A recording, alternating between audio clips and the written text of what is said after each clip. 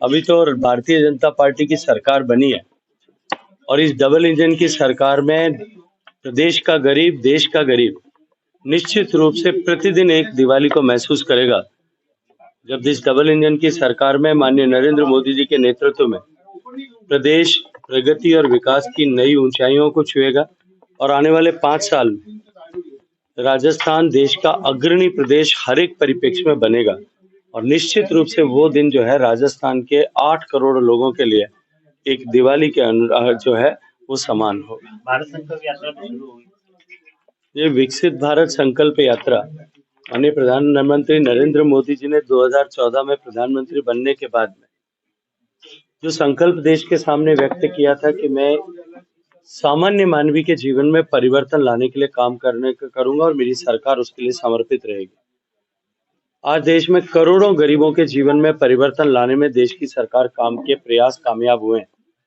13.5 करोड़ से ज्यादा गरीब लोग गरीबी की रेखा से बाहर निकले और आजादी के 75 साल पूरे होने के बाद माननीय प्रधानमंत्री जी के आह्वान पर देश संकल्पबद्ध हुआ है कि हम सब मिलकर के आने वाले 25 साल में जब देश आजादी का शताब्दी वर्ष मनाएगा तब तक हम देश को विकसित भारत बनाएंगे, समृद्ध, संपन्न, शक्तिशाली देश बनाएंगे और उस दिशा में आज भारत तेजी के साथ में आगे बढ़ रहा है।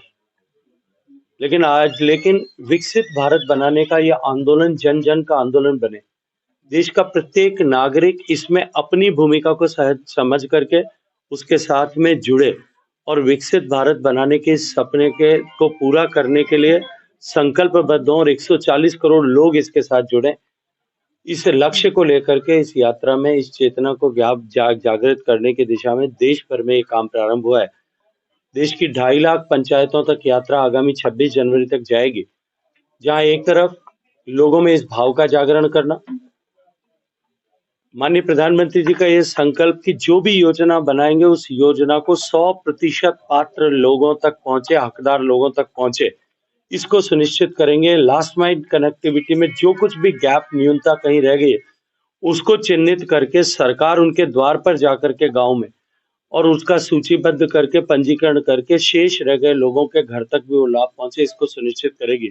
अत्यंत महत्वपूर्ण कार्यक्रम माननीय प्रधानमंत्री जी के नेतृत्व में प्रारंभ हुआ है।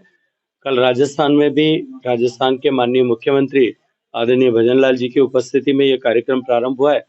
मैं ये मानता हूं कि राजस्थान में भी निश्चित रूप से आने वाले 5 साल में भजनलाल जी के नेतृत्व में डबल इंजन की सरकार भारत सरकार की योजनाओं को धरातल पर उतारने में जो कमी पिछले 5 साल तक जानबूझ करके राजनीतिक विद्वेष के कारण चलते की गई थी, उस कमी को पाट करके हम राजस्थान को फिर उन सब योजनाओं के इम्प्लीमेंटेशन में पहले नंबर पर ला करके खड़ा है।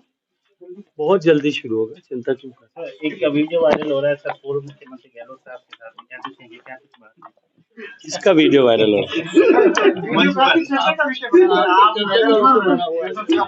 यार कोई भी राजस्थान के 3 लोग वो अगर साथ में बैठ करके बात करते हैं, इसमें कुछ अप्रत्याशित है क्या?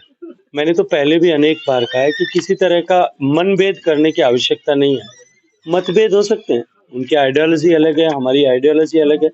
वो एक परिवार को प्रसन्न करने के लिए काम करते हैं, हम जन सामान्य को प्रसन्न करने के लिए काम करते हैं। इस आइडियोलॉजी का विभेद हो सकता है, बाकी हम सब लोग एक ही प्रदेश के एक साथ काम करने वाले लोग हैं। मुझे लगता है कि इसमें तो कोई कहीं चर्चा का विषय भी नहीं होना चाहिए। सर, गहलोत साहब ने चाय पे बुलाया, आप चाय के लिए? हाँ, मुझे उस दिन उन्होंने कहा था कि अब मैं फ्री हो गया हूँ, आप चाय पर आ जाएं। और मैं ईमानदारी से इस बात को स्वीकार करता हूँ कि उन्होंने इस बात को बहुत अप्रिशिएट किया। उन्होंने ही चर्चा प्रारंभ की। उन्होंने कहा कि आपका वो इंटरव्यू मैंने देखा था, मुझे बहुत अच्छा लगा कि आपने कहा कि जब वो फ्री हो जाएंगे मुझे बुलाएंगे तो अवश्य आऊंगा। और उन्होंने मुझे कहा है कि आइएगा, एक तारीख तय करते हैं, एक दिन आओ, बैठ के चाय पीते हैं। और मैंने उनसे कहा, आपका 50 साल का राजनीति का अनुभव है और मुझे बहुत सारी जादूगरी उनसे सीखनी भी है, तो मैं जरूर जाऊंगा। Thank you. राम सर।